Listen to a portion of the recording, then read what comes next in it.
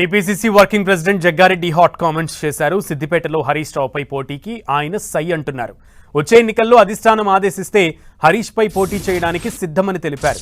మీడియాతో చిట్చాట్ నిర్వహించిన జగ్గారెడ్డి మళ్లీ కాంగ్రెస్ ప్రభుత్వమే అధికారంలోకి వస్తుందని ధీమా వ్యక్తం చేశారు.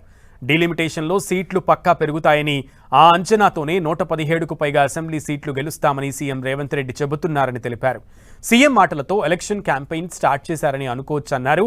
3 ఏళ్ల ముందే 117 సీట్ల టార్గెట్తో సీఎం వెళ్లడం రాజకీయంగా సరైన నిర్ణయమన్నారు.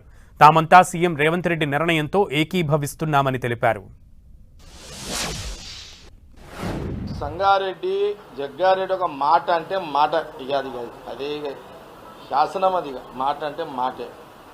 సంగారెడ్డి నియోజకవర్గ ప్రజలు నన్ను ఒకసారి గెలిపించినా ఒకసారి ఓడగొట్టినా నాకు సంగారెడ్డి ప్రజల ద్వారా మేలే జరుగుతుంది. సంగారెడ్డిలో నిర్మల ఉంటుందన్న, నేను మొత్తానికి పోటీ అక్కడి నుంచి చేయా, కానీ అధిష్టానము ఎక్కడి నుంచి పోటీ చేయమంటే అక్కడి నుంచి చేస్తా.